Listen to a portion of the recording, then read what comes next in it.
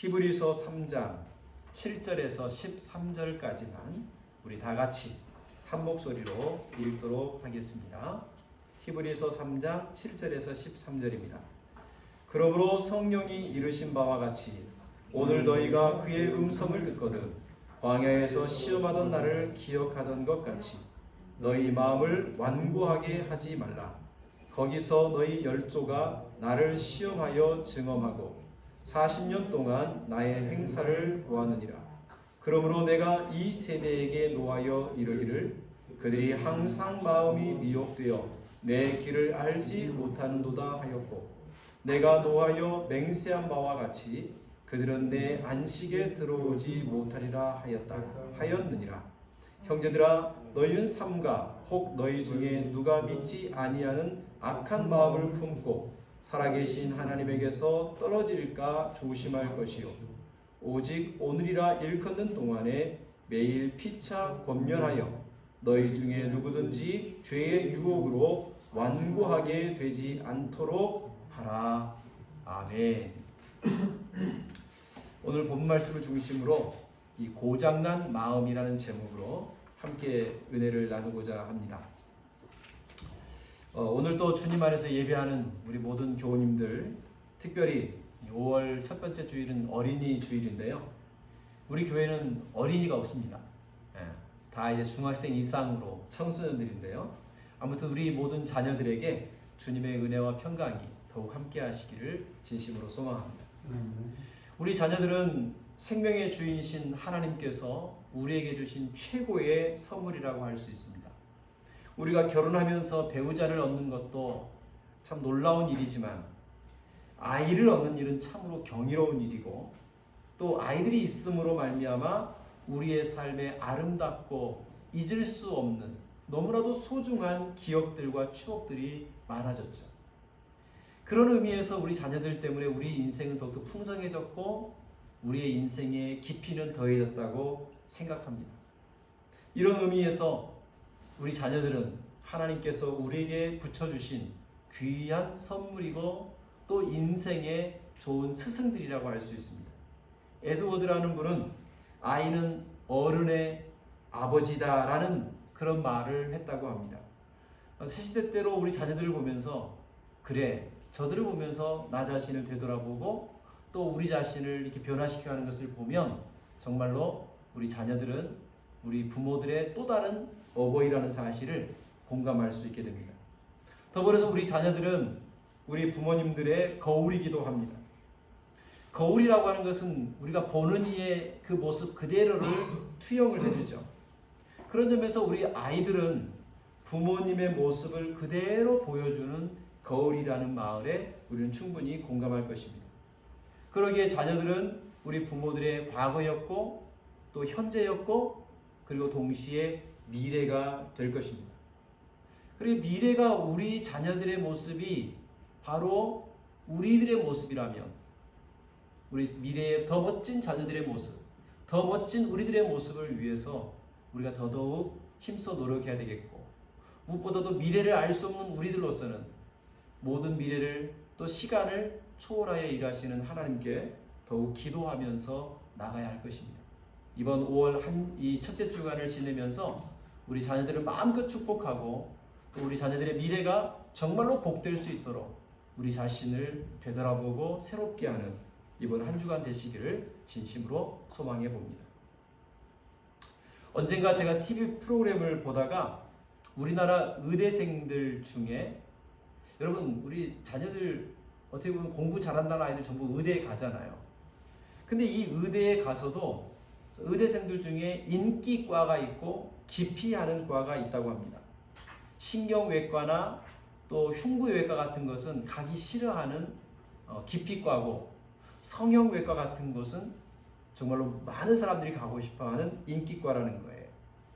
수술을 한 번 하면 5시간 그렇게 고되게 이 수술을 해야 되는 흉부외과나 신경외과 같은 데는 그렇게 고되게 일을 하고 사람의 생명과 직결되어 있는 어려운 그런 수술을 하는 사람들이지만 그들의 어떤 그 노고에 비해서 그 일터의 환경이나 받는 보수가 그리 넉넉 이렇게 만족스럽지 않다고 느낀 것 같아요. 반면에 이 성형외과는 수술 환경뿐만 아니라 그들이 받는 보수가 자기들의 수고와 노력에 비해서 월등히 많은 관계로 사람들이 이 성형외과에 많이 지원한다는 것입니다. 이처럼 성형외과가 인기과가 되었다는 말은 그만큼 성형에 대한 관심도 많고 또 성형을 위해서 많은 돈을 지불하는 사람들이 점점점 많아지고 있다고 하는 반증이겠죠. 외모에 신경을 쓰는 것, 그 자체는 나쁜 것이 아닐 것입니다. 사람은 누구나 더 아름답게 자신을 가꾸고 싶고 또 그러할 권리들이 다 있기 때문이죠. 그래서 자신감을 회복한다면, 자신의 인생을 더 멋지게 살 수만 있다면 그거는 나무라거나 꾸짖을 일이 아닌 것입니다. 문제는 우리가 외모에 신경을 쓰는 만큼 우리의 속사람, 우리의 마음에 관심을 기울이지 않는다는 것이 안타까운 거죠.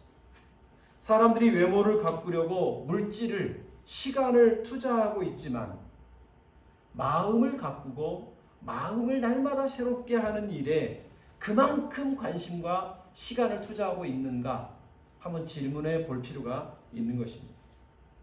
하나님은 외모를 보시지 않고 중심을 보신다고 했습니다.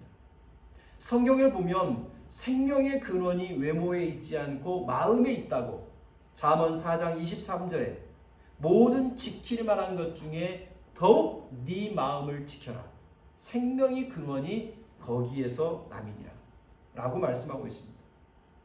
외모는 누구에게 빠지지 않는데 마음이 비뚤어지고 모관한 사람들이 있습니다.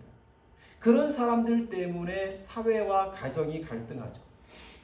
여러분, 외모가 못생겼다고 그것 때문에 이혼하는 사람은 극히 드뭅니다. 하지만 마음을 잘못 쓰고 피차 그 마음을 잘 관리하지 못해서 서로에게 상처를 주고 서로에게 지울 수 없는 고통을 안겨주고 결국 이별을 하는 사람들이 너무나도 많아지고 있습니다. 그러기에 오늘 우리는 외모와 우리의 얼굴 또 우리의 몸매를 아름답게 가꾸는 것만큼 우리의 마음과 생각을 올바르게 가꾸려고 하는 그런 마음을 성형하는 그런 일들에 우리가 좀 더 관심을 기울일 필요가 있는 것입니다. 그래서 이번 5월 달에는 건강한 마음, 그래야 곧 행복한 가정으로 연결되는 것이기 때문에 이 행복한 인생, 행복한 가정, 행복한 삶을 위해 우리의 마음을 어떻게 좀 관리하고 어떤 부분에서 우리 마음을 좀 이렇게 새롭게 해야 되는지를 보려고 합니다. 그래서 이 5월 달에는 오늘은 고장난 마음, 우리 마음을 좀 고쳐야겠다라고 하는 도전을 좀 하고 싶고요. 우리 마음 속에서 늘 불안하게 하는 불안감, 열등감, 죄책감, 그리고 현대인에게 가장 많이 퍼져 있는 우울감을 어떻게 우리가 개선해 갈 수 있는지 한번 하나님의 말씀을 통해 배우고자 하는 것입니다. 이 5월 달에 우리가 마음이 좀 더 건강해지고 그만큼 더 행복한 가정, 그렇게 되어갔으면 진심으로 좋겠습니다. 벌써 몇 년이 지났습니다. 전 박근혜 대통령이 세월호 참사 전후로 8차례나 보톡스를 또 필러 또 온갖 미용과 성형 시술을 했다는 것이 밝혀졌죠. 그것 때문에 그것 때문은 아니지만 그런 어떤 분위기 속에서 좀 정치적으로 굉장히 위기에 몰리고 또 지금 이렇게 또 좀 안타깝지만 감옥에 가 있는 그런 형국이 되었습니다. 근데 놀랍게도요, 그 사건이 터진 이후에 오히려 성형외과는 더 많은 그 매출을 올렸다고 합니다. 마늘, 감초, 배곡, 신데렐라, 태반주사, 우리가 알지도 못했던 것들을 더 많이 알게 되고 그러다 보니까 그것을 더 많이 찾게 되었다는 거예요. 그만큼 우리 사회는 성형에 대한 그 요구 또 생각들이 점점 많아지고 있는 것이죠. 그렇지만 이미 말씀드린 것처럼 외모보다도 우리의 마음은 더더욱 중요하고 외모에 관심을 두고 시간과 비용을 쓰는 만큼 이제는 우리는 마음과 생각을 바르게 함에 좀 더 관심을 기울일 필요가 있습니다. 우리가 읽은 본문 말씀을 살펴보면 우리 안에 도사리고 있는 무서운 마음의 질병 하나가 있다고 말합니다. 그것은 바로 무엇이냐면 마음이 완고해지는 병이라고 해요. 오늘 우리가 읽었던 본문 13절을 보면 죄의 유혹으로 완고하게 되지 않도록 하라 라고 말하죠. 그런데 이 똑같은 말이 8절과 15절에도 반복됩니다. 너희 마음을 완고하게 하지 말라. 너희 마음을 완고하게 하지 말라라고 계속 반복하고 있어요. 그래서 이 히브리서 13장에 보면 히브리서 3장에 보면 마음을 완고함으로 말미암아 어떤 일들이 벌어지고 어떤 문제들이 생기는지를 반복적으로 우리에게 알려주고 있습니다. 여기서 마음이 완고하다라는 말은 마음이 굳어지고 딱딱해진다는 것을 가르치죠. 한마디로 말하면 마음이 제 기능을 하지 못하고 고장나 버렸다는 거예요. 원래 우리 몸에 나타나는 질병 중에 간경화, 간경변증이라고 하는 것이 있습니다. 저는 개인적으로 저희 아버지께서 이런 간이 굉장히 나빴기 때문에 저도 개인적으로 간 건강을 좀 조심해야지라는 생각을 해요. 여러분, 간이라고 하는 것은 원래 말랑말랑한 기관입니다. 그런데 이 부드러운 간이 돌덩이와 같이 딱딱해지는 병, 그게 간경화죠. 그렇게 되면 간의 원래 기능을 제대로 하지 못해서 우리 몸을 심각하게 고통 가운데 몰아넣게 됩니다. 간은 약 3,000억 개가 넘는 간세포로 이루어져 있고 우리 사람의 성인의 이 몸 중에서 약 1.2kg 내지 1.5kg 정도 나가는 우리의 기관 중에서 가장 큰 기관이라고 합니다. 그렇게 무게도 많이 나가고 크기도 큰 만큼 이 간이 우리 몸에서 하는 기능도 역할도 굉장히 중요하고 많습니다. 첫 번째는 단백질과 당과 비타민 그리고 우리 몸에 흡수되는 어떤 지방과 영양분들을 처리하고요. 특별히 그 지방과 지용성 비타민을 흡수하도록 담즙을 생성해서 그것들을 우리 몸에 잘 빨아들일 수 있도록 도와줍니다. 또한 간은 인체의 독소들을 제거해 주죠. 여기 계신 분들은 별로 관심이 없지만 알코올이라든지 또 니코틴이라든지 또 우리가 평소에 먹는 감기약 이런 일반적으로 먹는 그 약들에 대한 것을 잘 중화시켜서 우리 몸에 독이 아니라 우리 몸에 유익함이 되도록 만들어주는 일들을 이 간이 진행합니다. 뿐만 아니라 이 간은 우리 몸에 흐르는 혈액을 걸러주죠. 그래서 그 적혈구가 오래되면 그게 좀 안 좋아지면 그것을 걸러서 다시 깨끗한 적혈구를 만들어내는 이런 일들을 계속하게 함으로 우리 몸 전체가 건강하도록 만들어주는 매우 중요한 기관이 바로 간이에요. 근데 이 간이라고 하는 것은 또 다른 별명이 있는데 침묵의 장기라는 별명이 있습니다. 어지간히 고장이 나도 고장났다, 아프다, 잘못됐다라고 증상을 나타내지 않아요. 그러니까 계속 나빠지고 악해지고 있음에도 불구하고 간은 끝까지 할 수 있는 한 최선을 다해서 그 제 기능을 하다 결국 어느 순간 간이 이상 반응을 일으키고 고장 증상을 일으켜서 그것을 검사해보고 조사해보면 손을 쓸 수 없을 만큼 되돌이킬 수 없을 만큼 심각한 문제를 가지고 있게 되는 것입니다. 바로 그렇게 심각한 문제를 나타내는 간의 대표적인 증상이 딱딱해지는 거예요. 간이 굳어지는 거예요. 마찬가지로 우리 마음도 마찬가지입니다. 우리의 마음이라고 하는 것은 아까도 말씀드린 것처럼 생명의 근원이죠. 마음이라고 하는 것은 우리가 인식을 하고 판단을 하고 행동을 하는 모든 일의 아주 가장 중심에 있는 것이 마음이죠. 그러기에 이 마음이라고 하는 것은 우리가 갖고 있는 어떤 능력보다도 너무너무 중요한 능력이고 또 그 기관인 것입니다. 그런데 이 마음이라고 하는 것은 어지간히 상처를 놔도 참죠. 그러나 드디어 마음이 난 더 이상 못 참아 라고 어떤 병증을 나타내기 시작하면 이 마음이라는 것을 정말 회복하는 것이 너무너무 어려운 것입니다. 그러기에 이 마음이라는 것과 간이라고 하는 것은 굉장히 비슷한 것 같습니다.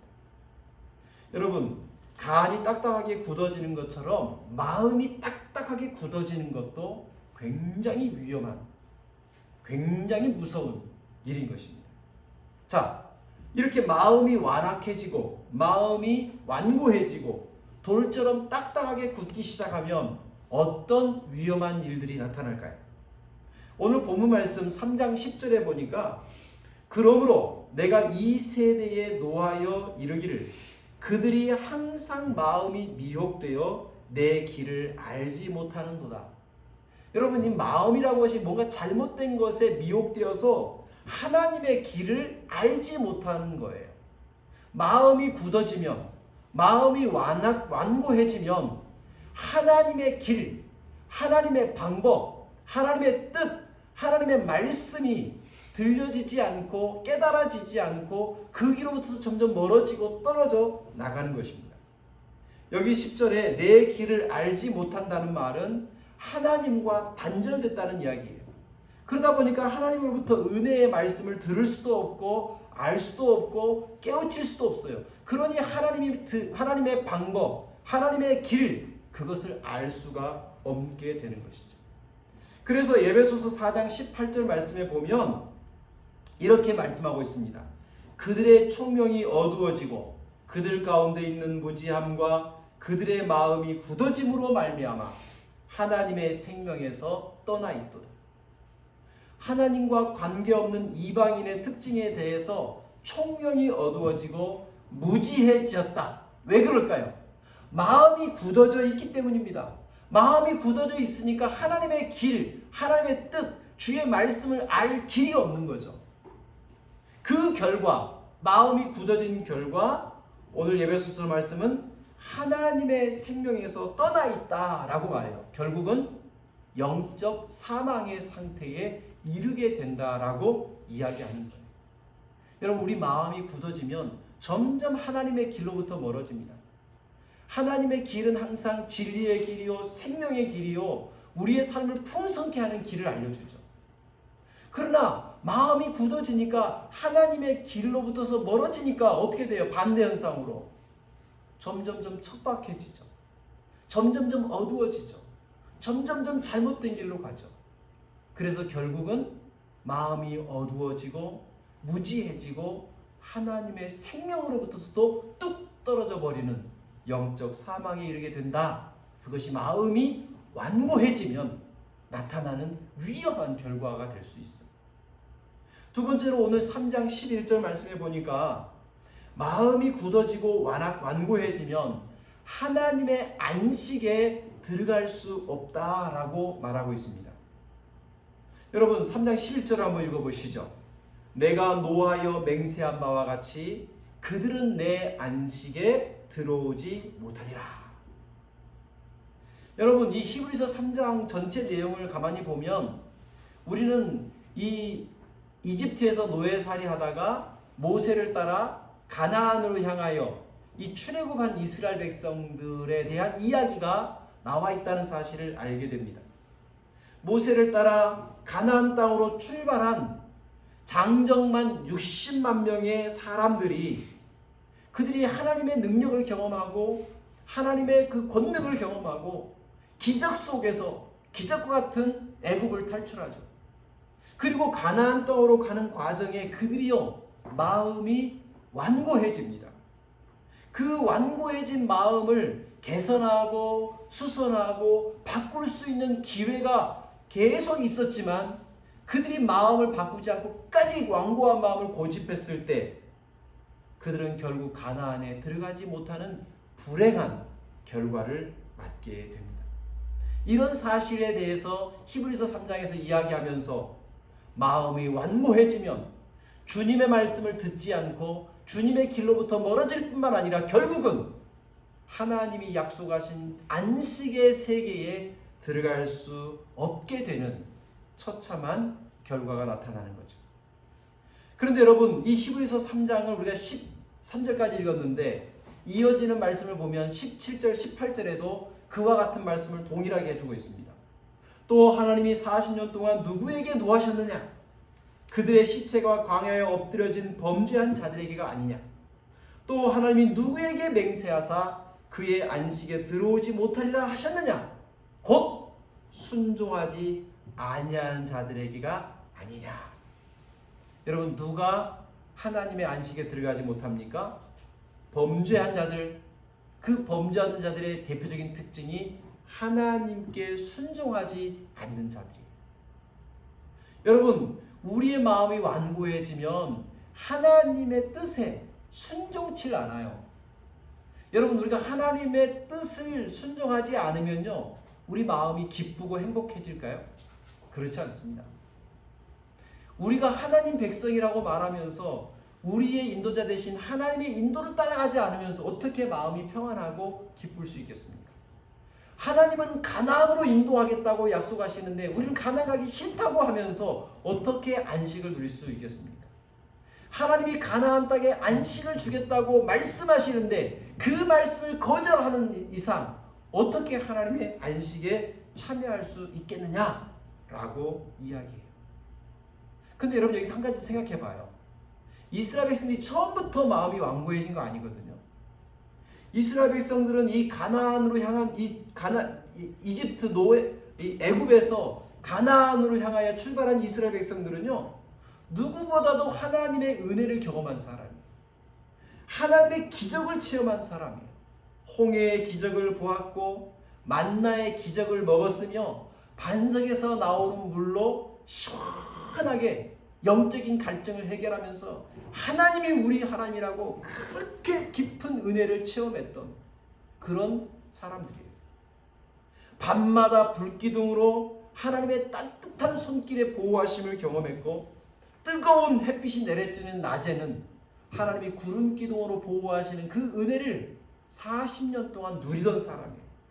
그런 은혜를 경험했고 그런 은총을 누렸고 계속해서 하나님의 보호를 받고 있음에도 불구하고 그들의 마음이 완고해졌다는 것이 굉장히 놀라웠어요. 여러분, 우리가 하나님의 은혜 안에 있음에도 불구하고 마음이 완고해질 수 있구나. 하나님의 기적을 경험하고도 우리 마음이 완고해질 수 있구나. 하나님이 지금 우리와 함께 계시는 능력을 경험하고 있음에도 불구하고 우리 마음이 완고해질 수 있구나라는 것이 저로서는 굉장히 충격이었어요. 여러분, 저 개인적으로 봐도 잘 될 때, 하나님이 은총을 주실 때, 하나님 나와에게 은혜를 베풀어 주신다는 걸 느끼는 그때 정말 감사하고 고맙죠. 그런데 그런 하나님 주신 풍성하고 안전한 상황일 때 오히려 제 마음이 엉뚱한 곳을 향할 때가 있음을 우리는 종종 경험해요. 근데 놀랍게 반대의 경우도 있죠. 척박할 때, 오히려 힘들 때, 오히려 고난이 있는데 내 마음이 더 주님을 찾고 주님의 은혜로 갈망하면서 그 어렵고 힘든 환경을 이겨내는 때도 있더라는 거예요. 여러분, 이처럼 우리 마음이라는 것은 묘합니다. 우리 마음은 환경이 좋을 때 부드럽고 환경이 어려울 때 딱딱해지는 게 아니라 때로는 환경이 어려울 때 부드러워지기도 하고 환경이 너무너무 좋은데 딱딱해질 수도 있다는 거예요. 여러분, 그런 의미에서 사람 사는 것이 마음 먹기에 달려있지라고 하는데 사실 이 마음 먹는다는 게 참 어려운 것 같아요. 다시 한번 이 5월달에 우리 마음을 좀 되돌아보고 내가 지금 상황과 환경 때문에 내 마음의 문제가 아니라 오히려 내 마음의 상태에 따라 이 주어진 환경과 형편을 달리 해석할 수 있음을 깨닫고, 그래, 내가 마음을 좀 더 관리해야지, 내 마음을 잘 다스려야지, 이 마음의 아름다운 성형을 위해서 노력하고 힘쓰는 우리가 될 수 있기를 소망합니다. 여러분, 만약 우리가 이렇게 우리의 마음을 잘 관리하고 마음을 아름답게 하는 노력을 하지 않는다면 우리가 딱딱하고 상처나고 고장난 마음을 방치해 버린다면 어떻게 될까요? 우리가 이 완고한 마음을 방치하게 될 때에 하나님은 우리도 안식에 들어갈 수 없다라고 경고하십니다. 이어지는 히브리서 4장 1절 말씀에 그러므로 우리는 두려워할지니 그의 안식에 들어갈 약속이 남아 있을지라도 너희 중에서, 누구 중에서? 오늘 말씀을 읽는 너희니까 우리들 중에서도 그 안식에 이르지 못할 자가 있느니라.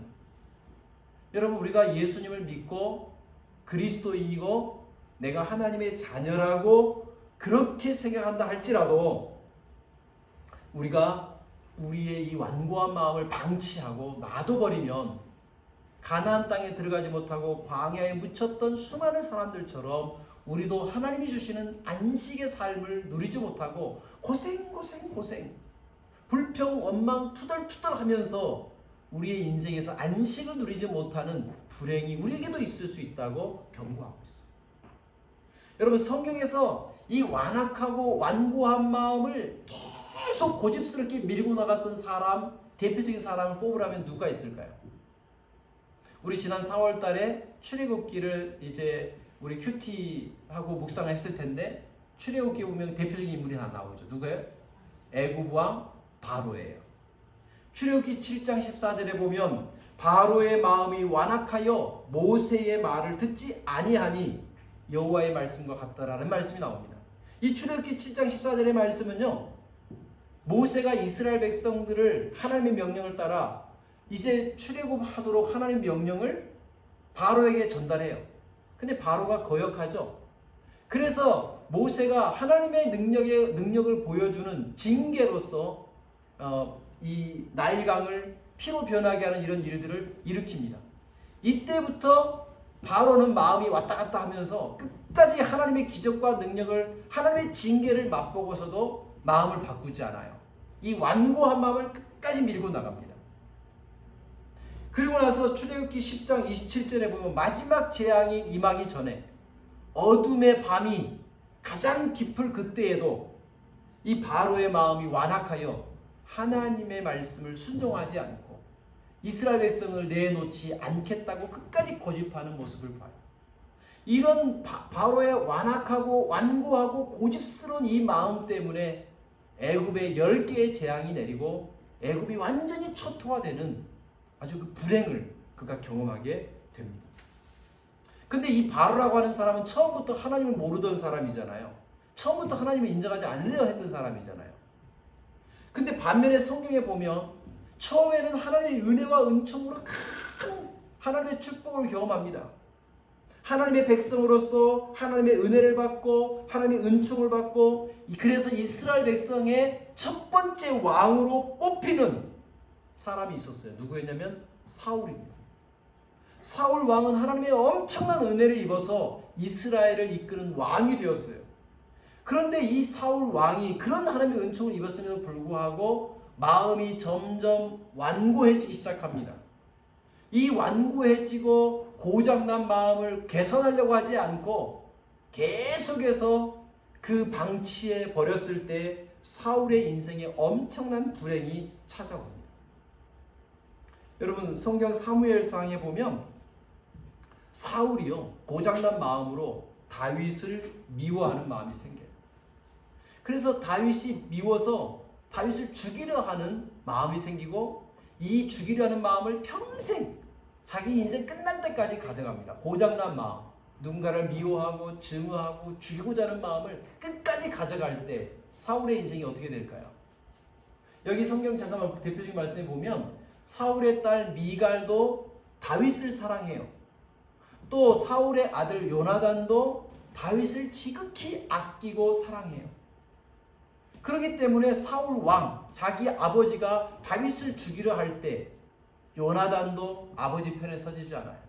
미갈, 사울의 딸인 미갈도 이 다윗을 보호해주고 아버지 편에 서주질 않아요. 근데 성경을 읽다 보면 이 사울 왕이 요나단을 엄청 증오하는 것을 봅니다. 게다가 미갈 역시도 아버지가 이 닌자를 보내서 다윗을 죽이려 할 때 다윗을 미갈이 도피시켜 주죠. 그러고 나니까 사울 왕이 이 자신의 딸에게 온갖 욕을 다 하면서 영원히 대를 잇지 못할 거라고, 아이를 생산하지 못할 거라고 하는 저주를 하는 그런 사울의 모습을 봐요. 자신의 고장난 마음, 누군가를 증오하고 다윗을 죽이려 하는 그 완악하고 완고한 마음을 끝까지 갈 때 아들과의 관계도 깨지고 딸과의 관계도 깨지고 결국 사울은 자신의 왕의 자리를 자신의 아들에게 주지 못하고 전쟁터에서 죽고 마는 끔찍한 인생의 최후를 맞이하게 돼요. 여러분, 완고한 마음을 개선하려 하고 고치려 하고 치료하려 하고 다시금 부드러운 마음으로 바꾸려고 애쓰지 않는다면 바로처럼 어쩌면 우리도 사울 왕처럼 될 수도 있다라고 성경은 경고해주고 있습니다. 자, 오늘 이제 마지막 결론입니다. 그렇다면 이 완고한 마음 우리는 어떻게 해야 될까요? 이 완고한 마음이 우리 가운데 있다면, 우리의 마음이 고장나고 좀 깨어지고 상처나 있다는 걸 우리가 느낀다면 어떻게 해야 될까요? 첫 번째는요, 성형과 건강에 우리가 관심을 많이 쏟듯이 우리 마음의 성형, 우리 마음의 건강에도 지극히 정성을 기울이고 좀 보살필 필요가 있습니다. 여러분, 제가 비밀을 하나 알려드릴게요. 제 피부가 굉장히 건성입니다.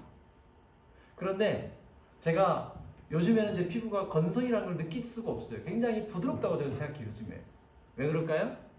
아침, 저녁으로 제가 4중 케어를 받고 있습니다. 씻고 나면, 얼굴 세안을 다 하고 나면, 첫 번째, 스킨 발라요. 두 번째, 에센스 발라요. 세 번째, 로션 발라요. 네 번째, 수분크림 발라요. 이 4중 케어를 하고 나니까 대단히 피부가 좋아졌어요. 여러분, 우리 마음도 마찬가지예요. 거칠어지고 딱딱해지고 좀 고장났다라고 느낀다면요, 아 그래, 내가 여기 좀 내가 관리를 특별히 해야 되겠구나. 내 마음에 스킨도 발라주고 로션도 발라주고 에센스도 발라주고 수분크림도 보충해 줘야 되겠구나. 그 좀 신경을 쓸 필요가 있는 거예요. 그래, 내 마음을 어떻게 좀 회복시키지? 내 마음을 어떻게 좀 고쳐야 되겠지? 그런 관심을 갖는 게 첫 번째예요. 에이, 이 고장난 마음, 짜증난 마음, 속상한 마음, 누구를 미워하는 마음 계속 이대로 놔둬, 괜찮아. 이렇게 되면 우리가 안식에 들어갈 수 없고 하나님의 길로부터 멀어져요. 고쳐야지, 바꿔야지, 어떻게 해야 되지? 신경 쓸 필요가 있습니다. 그러면 어떻게 우리 마음을 고칠 수 있을까요? 여러 가지 다양한 처방들이 있을 수 있지만 가장 근본적인 처방은 바로 하나님의 말씀이에요. 마음을 치료하는 최고의 약은 하나님의 말씀입니다. 히브리서 4장 12절 말씀에 보면 하나님의 말씀은 살아있고 활력이 있어서 좌우의 날선 어떤 검보다도 예리하여서 혼과 연과 관절과 골수와 마음의 생각과 뜻까지도 아름답게 완전하게 수술할 수 있다라고 이야기해요. 그 하나님의 말씀으로 자꾸 우리 마음에 좀 관리를 해야 될 필요가 있어요. 근데 여러분, 하나님의 말씀이 칼과 같다, 수술용 칼과 같다 한다는 할 때, 여러분 이 수술이라는 거 어때요, 여러분? 처음에 수술하면 어떻게 하죠? 칼로 수술하면 살을 째요. 속이 아픈데 겉 피부를 잘라내요. 왜요? 예, 마음의 상처, 깊은 곳에 있는 상처를 고치기 위해서는 겉에 있는 피부를 자르고 그 속으로 파고들죠. 여러분, 수술이라고 하는 것은 어떻게 보면 큰 출혈이 있는 것이고 어떻게 보면 상처가 생기는 거예요. 근데 이상하게 수술하고 나면 그 상처가 회복이 되죠. 정상으로 돌아오죠. 여러분, 우리 수술은 어렵습니다. 하나님의 말씀으로 우리 마음을 자꾸만 수술하는 것이 쉽지 않아요.